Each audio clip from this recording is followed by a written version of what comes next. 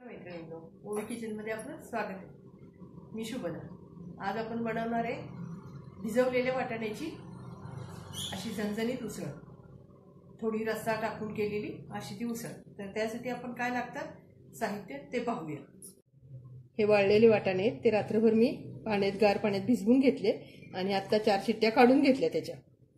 आणि हा कांदा घेतला एक मोठा चिरून, टोमॅटो अर्धा घेतला चिरून, लसूण खोबरं घेतलं, थोडीशी कसुरी मेथी, गरम मसाला, जिरे मोहरी आणि हळद, तांबडं तिखट, काळा मसाला, मीठ, कढीपत्ता आणि हिंग।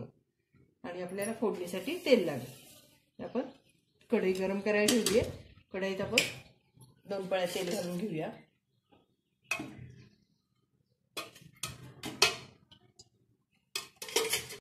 आता आपलं तेल गरम झालेलं आहे।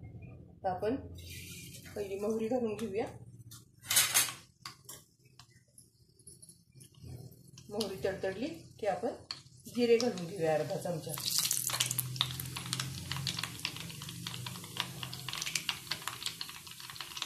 थोडासा कढीपत्ता आणि त्याच्यावर आपण कांदा टाकूया।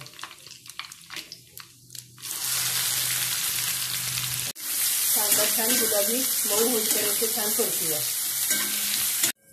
आता कांदा आपला छान परतून झालेला आहे, मऊ झालाय चांगला, थोडासा सोनेरी व्हायला लागलाय। आपण टोमॅटो घालून घेऊया। टोमॅटो थोडासा मऊ होईपर्यंत परतून घेऊया। टोमॅटो पण आपला शिजत आलाय। थोडंसं हिंग टाकूया, हळद घालूया, अर्धा चमचा हळद, पाव चमचा हिंग, लसूण खोबरं,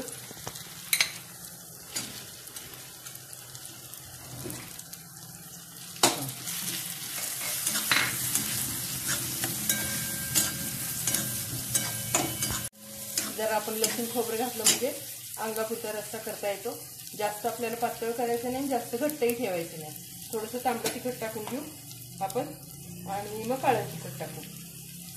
2 चमचे काळं तिखट टाकू आपण आणि छान हलवून घेऊया आणि त्याच्यात वाटाणा टाकूया। वाटाणा छान मी भिजवून मऊ होईपर्यंत शिजवलाय, जास्तही शिजवला नाही, अगदी गाळ केलेला नाहीये, त्यामुळे तो छान लागतो। आता जास्त पातळ नाही, घट्ट नाही, त्याच्यात वाटाणा घालून घेऊ।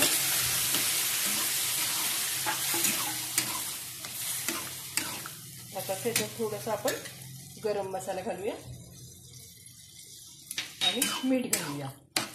आणि आपल्याला जरासा रस्सा थोडासा वाढवायचा आहे म्हणून आपण थोडं पाणी घालून घेऊया। मीठ अगोदर घातलेलं नव्हतं, त्यामुळे आता घालून घेऊया।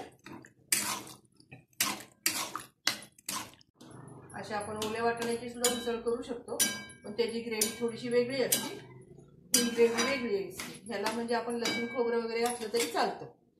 आणि आता लॉकडाऊनमुळे काय होतं, भाज्या मिळत नाहीये, त्यामुळे आपण आता घरातली कडधान्य वगैरे अशी करून आता आपण थोडीशी कसुरी मेथी घालून घेऊया।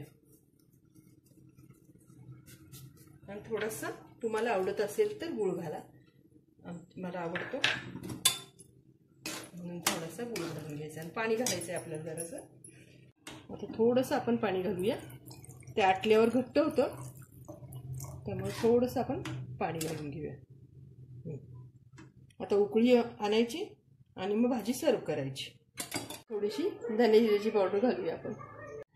तर आता आपला छान तयार झाली आहे भाजी। आपण रस्सा जास्त ठेवलेला आहे, भाताबरोबर पण खाता येईल, पोळी भाकरी बरोबर पण खाता येईल, म्हणून आपण जास्त केलाय रस्सा। आमच्यात आवडतं असं, त्यामुळं तुम्ही जरा कमी रस्सा हवा असेल तरी तुम्ही तसा केला तरी चालतोय। तर आता तयार आहे आपला छान भिजवलेला वाटाण्याची उसळ। रस्सा टाकून केलेली उसळ आहे ही, त्यामुळं तुम्ही पण अशी करू शकता। आणि त्याच्यावर पोळी भाकरी वेगळं चेंज म्हणून काहीतरी करायला बरं पडतं। आता भाज्या मिळत पण नाहीयेत, उन्हाळ्यात असंच काहीतरी वेगळ्या भाज्या करायच्या, तर तुम्ही नक्की करा, व्हिडिओ पूर्ण बघा, अशीच भाजी करा आणि व्हिडिओला माझ्या लाईक करा, शेअर करा, सबस्क्राईब करा। असंच आपण छान छान रेसिपीसह पुन्हा भेटू ओवी किचनमध्ये। तोपर्यंत धन्यवाद।